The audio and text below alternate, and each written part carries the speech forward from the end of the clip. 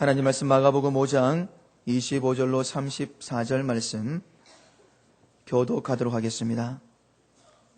12해를 혈루증으로 앓은 한 여자가 있어 많은 의원에게 많은 괴로움을 받았고 있던 것도 다 허비하였으되 아무 효용이 없고 도리어 더 중하였던 차에 예수의 소문을 듣고 무리 가운데 섞여 뒤로 와서 그의 옷에 손을 대니 이는 내가 그의 옷에만 손을 대어도 구원을 얻으리라 하밀러라. 이에 그의 혈루 근원이 곧 마름에 병이 나은 줄을 몸에 깨달으니라. 예수께서 그 능력이 자기에게서 나간 줄을 곧 스스로 아시고 무리 가운데서 돌이켜 말씀하시되 누가 내 옷에 손을 대었느냐 하시니 제자들이 여짜오되 무리가 애워싸 미는 것을 보시며 누가 내게 손을 대었느냐 물으시나이까 하되 예수께서 그 일 행한 여자를 보려고 둘러보시니 여자가 제게 이루어진 일을 알고 두려워하여 떨며 와서 그 앞에 엎드려 모든 사실을 여짜온대 예수께서 가라사대 따라 내 믿음이 너를 구원하였으니 평안히 가라 내 병에서 놓여 건강할지어다. 아멘. 예수님께서 이방인 땅인 거라사 지방에 가셨어요. 그곳에 가셔서 군대 귀신 들린 사람을 고쳐주셨습니다. 그리고 다시 갈릴리로 돌아오시게 되었습니다.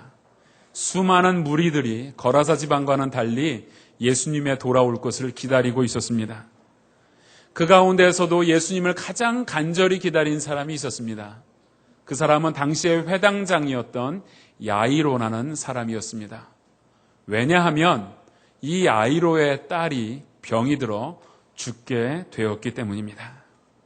그래서 예수님께서 자신의 딸을 반드시 고쳐주실 것이라는 소망이 야이로에게는 있었습니다. 그리고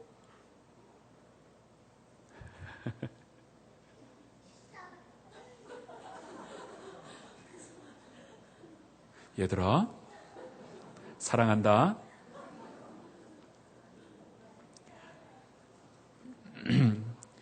예수님께서는 이 야이로의 딸을 고쳐주시기 위해서 이제 곧 야이로의 집으로 가시는 그런 길이었습니다. 그때 예기치 않았던 하나의 사건이 발생되게 됩니다. 바로 오늘 말씀의 주인공이 등장을 하고 있습니다. 오늘 우리가 만나볼 주인공의 이름은 그저 여자입니다. 그 여자에 대해서는 아무것도 기록이 없어요. 가정 환경이 어떤지, 부모님이 누군지, 나이가 몇 살인지, 이름이 뭔지 기록은 없습니다. 단지 한 가지 알 수 있는 것은 이 여인은 심각한 병을 앓고 있었다라는 겁니다. 성경에서는 그 병을 혈루증이라고 말을 하고 있습니다. 하혈을 하는 병이었습니다. 1년도 아니고 2년도 아니고 자그마치 12년간 이 여인은 멈추지 않고 피를 흘리는 그 병에 걸려 있었습니다. 모르겠습니다만 오늘의 의학이라면 어쩌면 충분히 이런 병은 고칠 수 있지 않았을까라는 생각을 합니다. 그러나 2000년 전에 살았던 이 여인에게 있어서 이 병은 고칠 수 없는 질병이었습니다. 그래서 이 여인은 침묵과 수치 가운데 고통을 당해야만 했습니다. 왜냐하면 피 흘리는 여인에게 주어진 제한은 무척이나 많았습니다. 그리고 그것은 굉장히 강력한 법이었기 때문에 이 여인은 사람들에게 버림받고 살았던 여인입니다. 레위기 15장에 보면 혈루병이라는 것이 어떠한 병인지 설명을 하면서 레위기 15장 전체를 할애해서 말씀하시기를 이 혈루병을 앓고 있는 자를 손만 대도 부정했습니다.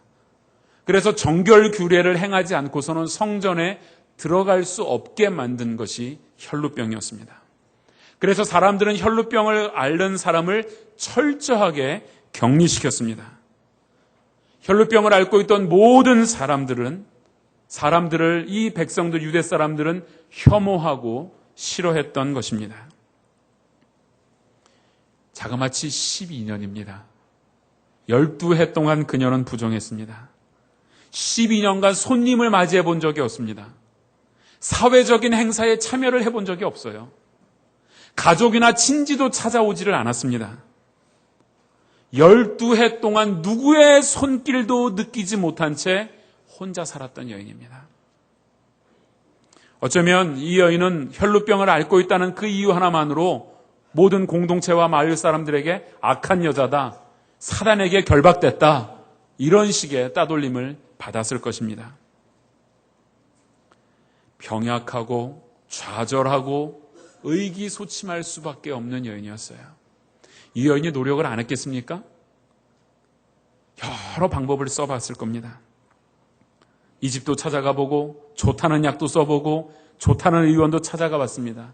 그때마다 희망에 부풀어 갔지만 이 여인의 희망은 갈기갈기 찢어질 수밖에 없었습니다.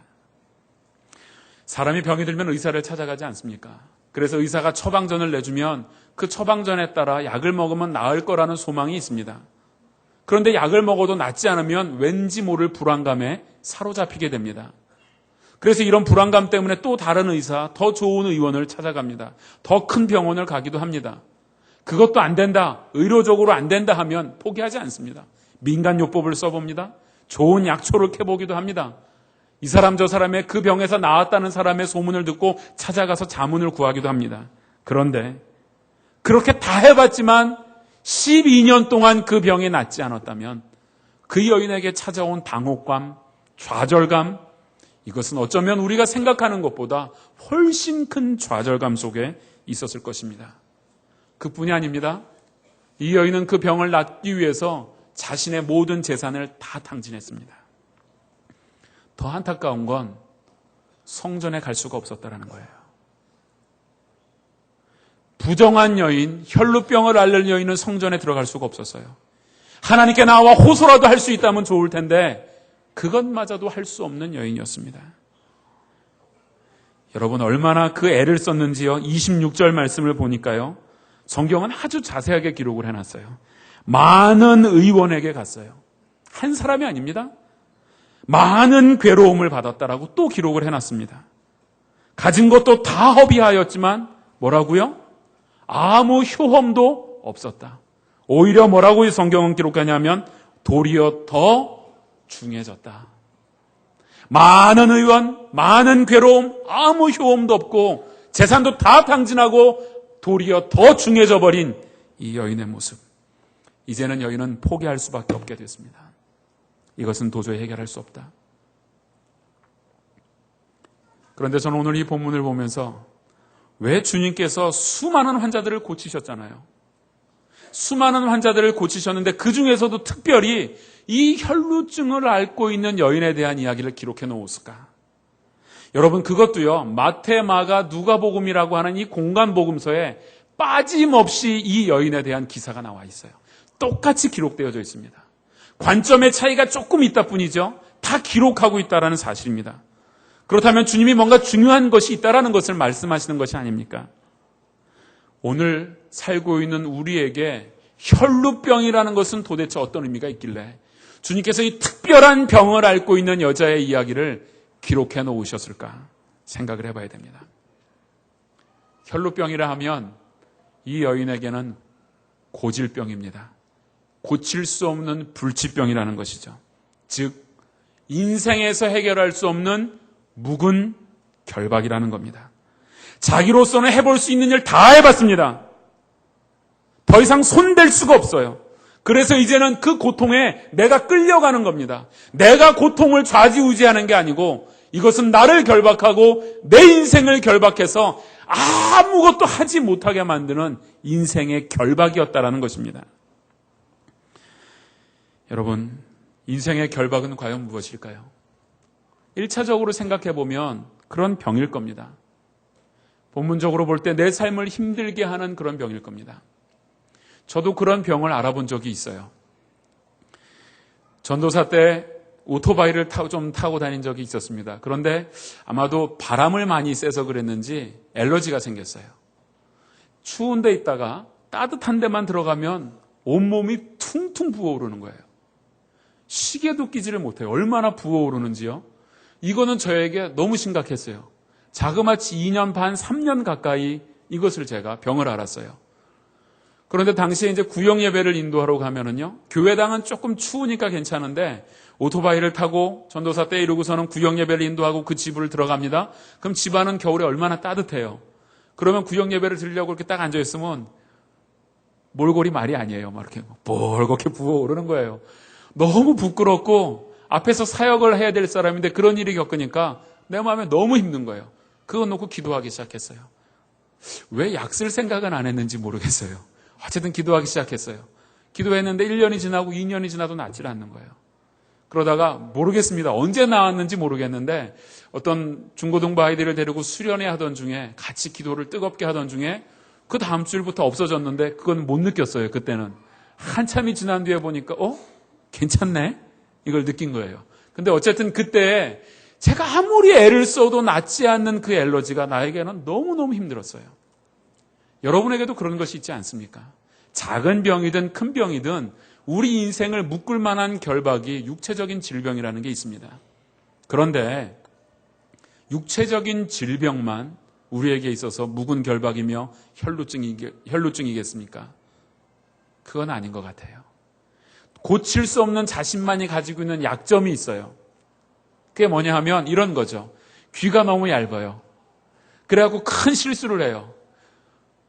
홈쇼핑 방송만 보면 눈이 떠져요. 사요. 이거 사면 안 되는데 샀어요. 다음엔 절대 안 사야지. 다음날 보니까 또 좋은 거 광고해요. 또 눈이 떠져요. 그런 경우들 있잖아요. 자신이 가지고 있는 어떤 약점들이라는 게 있어요. 이것도 인생에 있어서는 결박이 될 수 있다는 겁니다. 어쩔 때는 사람이 묵은 결박이 될 수도 있어요. 내가 자식을 낳고요. 어떻게 한번 기대를 해보고 잘 한번 키워보려고 했는데 내 마음대로 안 돼요. 부모 자식 간 참 끊을 수도 없고요. 속색이에요. 자식이 묵은 결박일 수도 있습니다. 한 이불 덮고 자는 사람이 묵은 결박일 수도 있어요. 내 남편, 내 아내 갖고 있는 단점들이 내 인생을 자꾸 힘들게 만드는 거일 때도 있습니다. 어쩌면 내가 갖고 있는 습관 역시 묵은 결박이에요. 내 힘으로 고칠 수 없는 것, 내가 해봤지만 내가 어떻게 한번 처리해 보려고 했는데 처리가 안 된 부분들이 있잖아요. 마치 알코올 중독과 같아요. 내가 이제 술 먹지 말아야지 했는데 또 안 돼요. 또 입에 대보고 하는 그런 것들이 있다면 그게 다 인생의 묵은 결박이란 말입니다. 나를 묶고 있는 거죠. 내 영혼을 자꾸 침체하게 만드는 겁니다. 자꾸 실수하게 만드는 그러한 묵은 결박이 누구나 다 있다라는 겁니다. 인간관계일 수도 있습니다. 사람일 수도 있습니다. 육체의 질병일 수도 있고 나의 못 고치는 습관일 수도 있습니다. 주님께서 오늘 공간복음서에 다 이 사건을 기록해 놓은 것은 너희들에게도 그거 있다라는 거죠. 너희들은 하혈을 하는 병을 앓고 있지는 않지만 너희들에게도 묵은 결박이 있다. 너의 인생을 묶고 있는, 너의 인생을 짓누르고 있는 그 묵은 결박이 있다라는 것을 보여주고 있습니다. 오늘 본문을 통해서 주님께서 말씀하시는 것이 너의 묵은 결박을 좀 봐라. 그 이야기하고 있는 것입니다. 혹시 여러분 이 자리에서 나는 내 인생에서 그렇게 날 묶을 만한 결박이 없습니다. 이렇게 말한다면 그것은 어쩌면 더 큰 중병에 걸려있는 걸지도 모르겠습니다. 영적으로 눈이 닫혀진 거예요. 내 문제가 무엇인지를 보지 못하는 겁니다. 그런데 이 여인에게 전환점이 찾아왔습니다. 예수님께서 가버나움에 오신다는 것이었어요. 갈릴리 건너편인 가버나움에 온다는 것을 마태복음 9장 1절에 보면 잘 알 수 있습니다.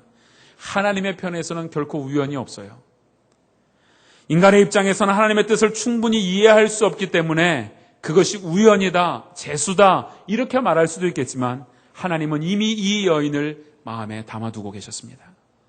이 여인에게 가시기로 예수 그리스도는 그 마음에 작정하셨던 겁니다. 더더군다나요, 예수님께서 평상시처럼 앉아서 가르치셨다면 이 여인은 감히 예수님에게 갈 수가 없습니다. 혈루증을 앓는 사람은 문둥병과 같이 취급을 되기 때문에 사람들이 모인 자리에 가면 큰일 납니다. 당시의 규례에 따라 돌 맞아 죽는 거예요. 절대 예수님에게 가까이 갈 수가 없는 것이 이 여인의 형편이었다라는 것입니다. 그런데 여러분, 오늘날 많은 사람들이 우리와 같이 그리고 이 여인의 갖고 있는 모습처럼 그러한 혈루증을 앓고 있다는 것입니다. 이 여인에게 있어서 마지막 기회였습니다. 여러분, 이 여인은 가장 좋은 기회를 지금 포착했다라는 사실입니다. 지금 예수님을 만나 이 문제 해결받지 못한다면 이 여인에게 있어서는 그 인생을 심각한 지경에서 살아야만 하는 것이었습니다. 오늘날 많은 사람들이 쉽게 은혜를 받을 수 있는 이 찬스를 놓쳐버리고 사는 경우들을 봅니다. 하나님의 크신 은혜 속에 들어갈 수 있는데 주님 앞에 가까이 나아가 그분을 만나고 체험할 수 있는 기회가 있는데도 그것을 놓쳐버리는 경우들이 얼마나 많이 있습니까? 보라, 지금이 구원받을 만한 때요. 보라, 지금은 은혜 받을 만한 때라. 여러분, 혹시 여러분에게 주어진 그런 은혜의 기회가 오늘 이 시간이 아닙니까? 이 여인은 그 기회를 놓치지 않고 위험을 무릅쓰고 예수님께 나와서 예수님의 옷을 만졌습니다. 그녀가 얼마나 병낫기를 간절히 원했으면 그럴 수 있었겠습니까? 우리에게는 그 간절함이 없는 것이 가장 큰 문제입니다. 왜 우리가 삶 속에서 하나님의 크신 은혜를 직접 느끼지 못하고 살아가는가 하면 바로 그 간절함이 없기 때문입니다.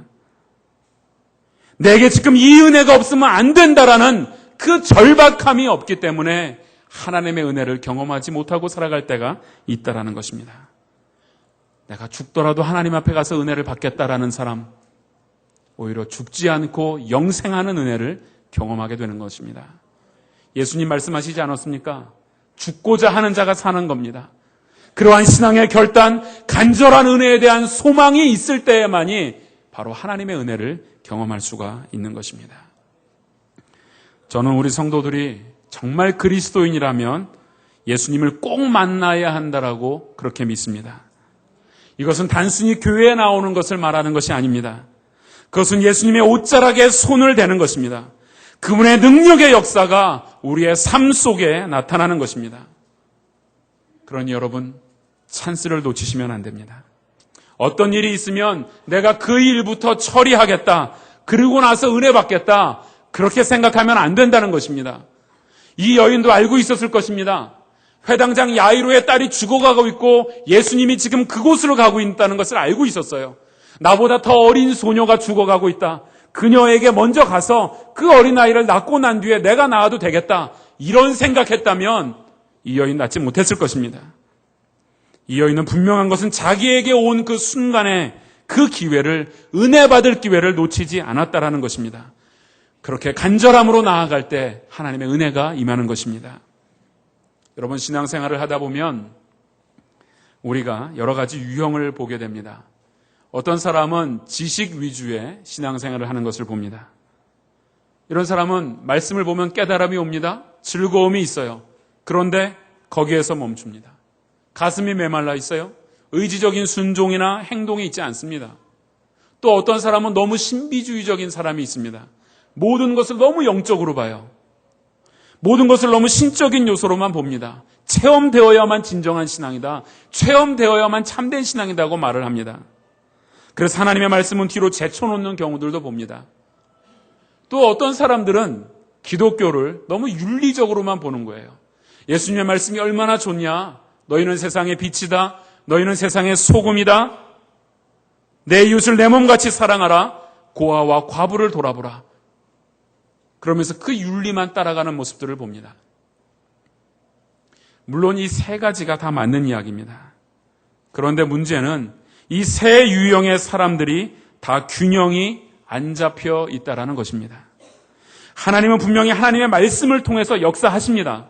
그 말씀을 통해서 우리를 가르치시고 깨닫게 하십니다. 그런데 그 말씀에서 그치시는 것이 아니라 말씀을 더 확증시켜 주시기 위하여 우리로 하여금 경험할 수 있게 합니다. 신비적인 체험도 허락을 하십니다. 그렇게 될 때에 우리의 삶에서 그 하나님을 경험하며 나아가게 될 때에 우리가 누릴 수 있는 게 무엇입니까?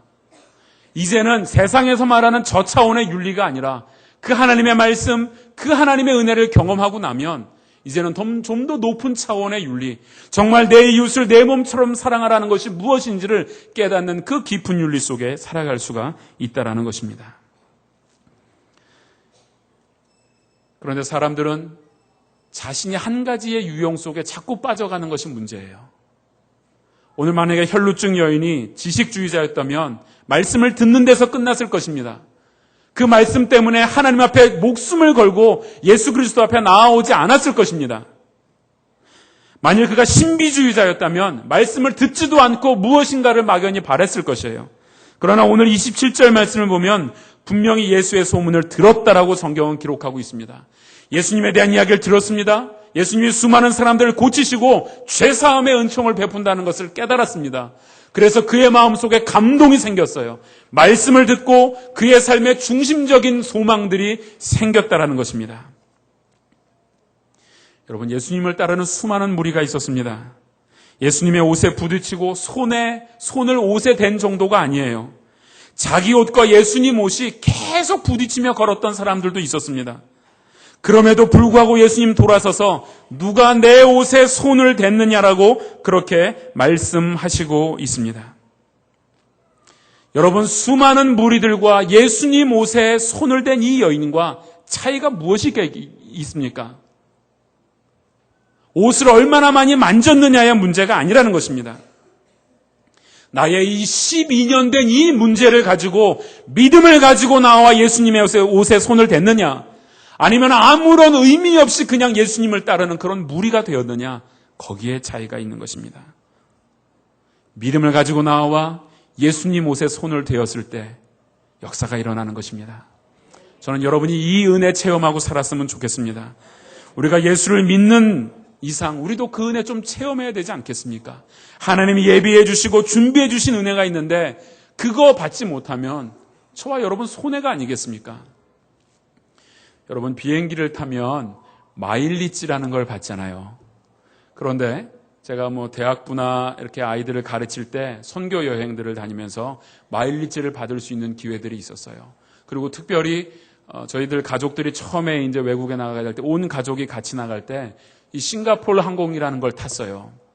근데 이 싱가포르 항공은 아시아나 항공과 제휴가 되어 있는지 물론 그땐 몰랐죠. 가만히 보니까 싱가포르 항공에서 받은 마일리지를 아시아나 항공에 적립할 수가 있는 거예요. 그리고 이 아시아나 항공은 4명이 가족이면 한 사람에게 다 마일리지를 몰아서 줘서 그 사람이 그 마일리지를 사용할 수 있는 그런 제도가 있더라고요. 당시엔 몰랐죠. 6개월이 지난 뒤에 알았어요. 4명의 마일리지면요, 제가 한번 공짜로 갔다 올 수 있는 정도의 마일리지가 되는 거예요. 그래서 급하게 이제 전화를 해서 알아봤습니다. 유효 기간이 6개월이래요. 6개월 딱 지나자마자 그걸 알았죠. 아무리 애를 써도 안 돼요. 다행히도 제가 섬기고 있던 교회에 아시아나 항공 사장님이 계셨어요. 찬스잖아요. 그래서 저를 후원 관리해 주시는 분이 한번 어떻게 할 수 없냐 부탁을 드려봤더니 안 된대요. 자신의 회사 게 아니라 싱가포르 항공에서 마일리지가 넘어와야 되는데 6개월이 지나면 넘어올 수가 없다는 거예요. 다 날렸어요. 좀 억울하더라고요. 여러분, 그런 거 경험해보지 않으셨나요? 쿠폰 열심히 모아놨는데 잃어버렸어요. 제가 옛날에 그랬어요. 한 주유소만 계속 갔어요. 선물을 큰 걸 준대요. 2년 반 동안 한 번도 안 타먹고 쿠폰을 이만큼 모았어요. 드디어 포인트가 돼서 갔어요. 사장님 바뀌었대요. 그래서 그 제도 없어졌대요. 여러분, 그런 거 경험해 보셨죠? 소득공제 받을 수 있는데 못 받아요? 세금 혜택 받을 수 있는데 못 받아요? 억울하잖아요. 그건 억울한데 오늘 은혜 받을 수 있는데 못 받는 것 안 억울하세요? 이거 더 억울해야 돼요. 소득공제가 문제가 아니에요. 쿠폰 갖고 상품 하나 타는 게 문제가 아니란 말이죠. 오늘 하나님이 내게 예비해 주신 이 은혜 내가 받지 않으면 안 된다. 그 간절함, 주신다고 준비해 놓으신 은혜가 있잖아요. 이건 여러분 받으시기 바랍니다. 그것 있어야 돼요. 여러분, 예수 그리스도가 나의 주요 나의 하나님이다 이런 고백을 하려면요, 삶에서 은혜가 체험되지 않으면 그 고백 못하는 겁니다. 여러분, 우리가 죽으면 죽으리라, 에스더처럼 은혜만큼은 내가 죽으면 죽으리라는 그 심령으로 나올 때 하나님이 은혜 주시는 줄로 믿습니다. 성도들이, 하나님을 믿는 성도라는 사람들이 놀 것 다 놀고 신사적으로 해서 은혜 못 받아요. 여러분, 왜 신사라 하면 예전에 그런 이미지가 좀 생각나지 않습니까? 하얀 백바지 입고 백구두 신고 빨간 넥타이 매고 머리에 참기름 발라 찬 올백으로 넘기고 이렇게 한 번씩 하면서, 여러분, 그런 사람들 보면 참 신사다 그렇게 생각이 드세요? 참 느끼하다 그런 생각 들잖아요.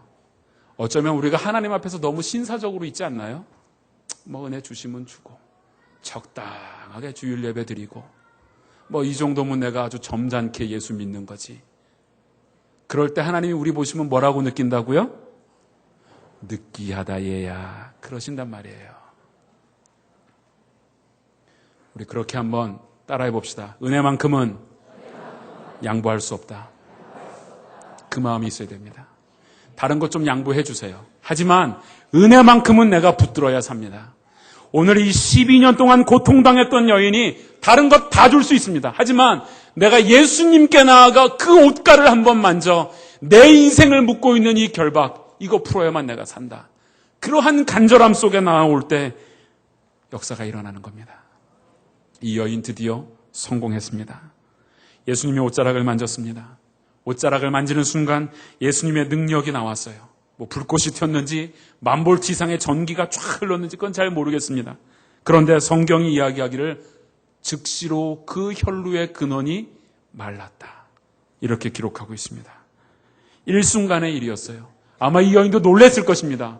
예수님 나가면 하루에 조금씩 나아지겠지 생각했을지도 몰라요. 그런데 만지는 그 즉시 나음을 입었다라고 성경은 기록을 하고 있습니다. 여러분, 그때 예수님께서 뭐라고 말씀을 하셨냐면요, 누가 내 옷가에, 내 옷에 손을 대었느냐. 그러니까 제자들이 그럽니다. 아니 주님, 사람이 이렇게 많은데 오늘 상당히 예민하시네요. 뭐 어젯밤에 잠 좀 못 주무셨습니까? 뭐 스트레스 받았어요? 그 옷가 살짝 스친 거 가지고 뭐 이렇게 예민하게 그러십니까? 이렇게 제자들이 이야기를 했어요. 그랬더니 주님이 하시는 말씀이 나에게서 능력이 나갔다라는 거예요. 예수님께서 내 능력이 나갔기 때문에 내가 기분이 나쁘다, 그래서 내 능력을 나가게 한 그 여자를 내가 공개적으로 좀 보려고 한다, 그런 의미가 아니지 않습니까? 아니면 이제 회당장 야이로의 집에 가서 그 딸을 살려내야 될 텐데 능력이 한번 빠져나가고 나면 예수님의 능력이 모자라서 못 고치기 때문에 이 문제를 들춰내고 있습니까? 그것도 아니잖아요. 예수님이 이 문제를 왜 들추어내냐 하면 당시에는 수많은 사람들이 따라오고 있었어요. 그 사람들에게 하시는 말씀이에요. 너희들 아무런 의미 없이 그냥 나를 따르는 그런 사람들 되지 말라. 정말 나에게 와서 나의 주님이 나의 하나님이고 나의 모든 인생의 묵은 결박을 풀어주실 줄로 그렇게 믿고 그 믿음으로 나를 붙들어라. 그 이야기 하시고 싶어서 누가 내 옷에 손을 댔느냐라고 물어보고 있다는 것입니다. 얼마나 많은 사람들이 예수 그리스도를 믿는다고 자기는 크리스찬이라고 이야기하는 사람들이 많이 있습니까? 그러면서도 그 하나님의 은혜, 그 하나님의 역사를 경험하지 못하고 산다면 그거야말로 정말 억울한 일이 아니겠습니까? 예수님을 믿는다는 것은 예수님 주변에 수많은 무리들처럼 사는 것이 아니고 내 문제, 내 인생의 결박, 그거 들고 나와서 예수님 붙들고 해결받고 사는 것, 그것이 신앙인 줄로 믿습니다. 여기서 손을 댔다는 것, 그것은요, 그 믿음으로 하는 행동은 손만 대도 그 은혜를 체험할 수 있다, 그것 보여주시는 거예요. 너희들이 믿음으로 내 앞에 나와 내 옷에 손만 대도 은혜는 너희들에게 임한다. 그랬더니요, 예수님께서 누가 내 옷에 손을 댔냐, 이 여인이 자기가 그랬다라고 얘기를 했어요. 그때 이 여인의 마음이 어떻겠습니까? 심각한 두려움에 빠졌어요. 왜냐하면 혈루병을 앓고 있잖아요. 이거는 격리되어야 될 사람이 지금 수많은 무리들이 있는 속에 들어왔어요. 어쩌면 치고 오면서 다른 사람들과 많이 부딪혔을 거예요. 그 사람들이 다 지금 정결법에 따르면 부정해진 거예요. 이제 돌에 맞아 죽게 생겼습니다. 이 부정한 여인을 사람들은 분명히 돌을 들어 쳐 죽이게 될 것입니다. 그렇게 두려워 떨며 제가 만졌습니다라고 떨고 있는 이 여인에게 주님이 뭐라 하십니까? 34절 말씀을 보니까 예수께서 가라사대 딸아 내 믿음이 너를 구원하였으니 평안히 가라. 내 병에서 놓여 건강할지어다. 여러분 정말 아멘입니까? 이 여인이 갖고 있던 모든 두려움, 모든 묵은 결박에서 해방이 되었어요. 질병의 묵은 결박에서 해방을 받았습니다. 사람들로부터 지금까지 받았던 모든 편견과 모욕에서 해방을 받았습니다. 지금까지 자신의 인생을 그렇게도 처절하게 비참하게 만들었던 자신의 인생의 묵은 결박에서 해방을 받았습니다. 그러므로 예수 그리스도 그분에게 나아가면 나에게 있는 단 한 가지의 문제라고 보여지는 그 문제, 그것이지만 그러나 그 문제 주님 앞에 들고 나와 믿음으로 붙들 때 여러분의 인생의 모든 묵은 결박들 해결될 줄로 믿습니다. 여러분을 좌절케 만드는 것들, 여러분을 낙심케 만드는 것들, 여러분의 육적으로 힘들게 만드는 그 요소들 주님 앞에 들고 나올 때 온전한 해결을 받을 수가 있는 것입니다. 여러분에게 오늘 꼭 그 말씀을 그래서 드리고 싶습니다. 우리 주 예수 그리스도의 이름으로 명하노니 즉시 나음을 입기를 바랍니다. 여러분 즉시 해방되기를 바랍니다. 여러분의 심령 가운데, 여러분의 인생 가운데서 즉시 자유케 되는 그 역사 경험하시기를 바랍니다. 그런데 참 재밌는 것이 하나 더 있어요. 오늘 본문은요, 앞에 야이로에 대한 이야기가 나왔고 혈루증 여인에 대한 이야기를 하고 다시 야이로의 딸을, 죽은 딸을 살리시는 장면이 나오는데 공간복음이 다 똑같이 기록을 그렇게 했어요. 그렇다면 회당장 야이로의 사건과 그 다음에 이 혈루증 앓고 있던 여인의 사건에 무슨 연관성이 있지 않나라는 생각을 해보게 됩니다. 그래서 성경을 계속 공간복음서를 다 반복해서 읽어보았어요. 읽어보니까 공통된 단어가 등장을 했어요. 물론 예수님이라는 단어는 공통되게 나옵니다. 그러나 공통된 단어가 하나 나오는데 29절 말씀을 한번 같이 읽어보겠습니다. 시작. 이에 그의 혈루 근원이 곧 마름에 병이 나은 줄을 몸에 깨달으니라. 또 한 절 보겠습니다. 42절 말씀을 보겠습니다. 시작. 소녀가 곧 일어나서 걸으니 나이 12살이라. 사람들이 곧 크게 놀라고 놀라거늘. 공통된 단어가 뭐예요? 곧입니다. 곧. 한글로는 그냥 곧 그래요. 그래서 제가 한번 여러 가지 다른 성경을 다 찾아봤어요. 그때는 영어 성경에서는 공통적으로요. 여러분 영어에서 문장에서는 강조하고 싶은 단어를 문장의 맨 앞에 두는 그런 영어의 성격이 있어요. 그런데 영어 성경에서는 두 구절이 다 맨 앞에 나온 단어가 immediately라는 단어입니다. 즉시라는 단어예요. 먼저 지금 강조하고 싶은 단어는 즉시 나았다라는 겁니다. 내일 나은 게 아니에요. 옷가에 손을 대니 즉시 나았고 예수님이 달리다고 일어나라 하니 즉시 일어났다라는 겁니다. 하나님의 은혜는 바로 그렇게 임합니다. 여러분의 마음에 간절함을 가지고 나올 때 바로 이 자리에 이 시간에 하나님의 은혜가 즉시 임할 줄로 믿습니다. 여러분 이 은혜 미루지 마세요. 이거 붙들어야만 삽니다. 내일 안 됩니다. 이 은혜 지금 당장 받으셔야 됩니다. 그것 없이 못 살아요. 저나 여러분이나 은혜 없이 살 수 있는 사람 아닙니다. 이 은혜 붙들지 않으면 우리 인생의 묵은 결박, 내 인생을 힘들게 하는 그 결박 해결받을 수가 없는 것입니다. 여러분 그렇게 주님 앞에 나와 간절하게 붙들고 나왔을 때 주님이 하셨던 그 음성 한번 들어보십시오. 딸아, 내 믿음이 너를 구원하였으니 평안히 가라. 너의 그 병에서 지금 너가 자유하게 되고 나음을 입었노라. 여러분 가운데 이 은혜 있기를 바랍니다. 지난주부터 새벽 기도회를 우리가 3부로 예배를 드리지 않습니까? 근데 안 보이던 분들도 더 보이고 그래서 참 좋아요. 아직은 많이 활성화가 안 되었는데 제가 우리 성도님들에게 소망하는 것은 기도하는 성도 되자. 제가 이것을 굉장히 소망해요. 우리가 함께 기도했으면 좋겠다. 그런 생각을 합니다. 2부 때는 아직 인원이 시간대가 잘 안 맞는지 좀 적게 나오세요. 그래서 2부 시간을 지금 어떻게 할까 고민도 해보는데요. 3부 때는 그래도 조금씩 더 나오시기 시작했어요. 1부 때도 안 보이던 분들이 나오세요. 그래서 제가 기도할 때, 여기 앉아서 기도할 때 그런 기도를 합니다. 하나님, 저렇게 다시 새벽에 기도하고자 결단하고 나온 저분들에게는 은혜를 주시되 따따블로 주십시오. 꽉꽉 눌러서 담아 주십시오. 새롭게 결단하지 않았습니까? 하나님, 저분들 은혜 지금 안 받으면 또 기도 힘이 잃을지 몰라요. 은혜를 듬뿍 부어 주십시오. 그렇게 기도하고 있어요. 여러분, 그 은혜 있잖아요. 제가 왜 여러분 매일의 삶에서 기도하십시오 강조하냐 하면 주일 한 번 받은 그 은혜로 못 살아요. 저 세상 나가서 못 이깁니다. 매일매일 당장 주시는 그 은혜가 있어요. 식지 않는 은혜가 있단 말이에요. 뜨거운 그 주님의 은혜가 있잖아요. 그것 우리가 간절함을 가지고 나와서 받아야 되지 않겠습니까? 여러분, 12년 동안 이 여인 그렇게 살았어요. 13년째는 그렇게 살면 안 되잖아요. 여러분, 지금까지는 그렇게 살았다면 오늘부터는 그렇게 살면 안 되잖아요. 오늘부터는 은혜 속에 살아야 되지 않겠습니까? 그 은혜 내가 경험하지 않으면 내 인생의 이 결박, 여러분, 해결할 수 없습니다. 여러분에게 간절함이 있기를 바랍니다. 에스더와처럼 죽으면 죽으리라, 죽고자 하는 자가 살겠다 했습니다. 은혜만큼 그건 양보할 수 없습니다. 아무것 생각할 거 없어요. 다른 거 다 포기하셔도 좋습니다. 12해 동안 고생했던 여인처럼 내 인생에 묵은 결박이 있다면 오늘 그것 들고 주님 앞에 나와 간절하게 기도하십시오. 그때 하나님이 부어주시는 그 은혜, 묵은 결박, 인생의 결박을 풀어 자유케 하시는 그 하나님의 역사가 여러분에게 임하기를 주님의 이름으로 축원합니다.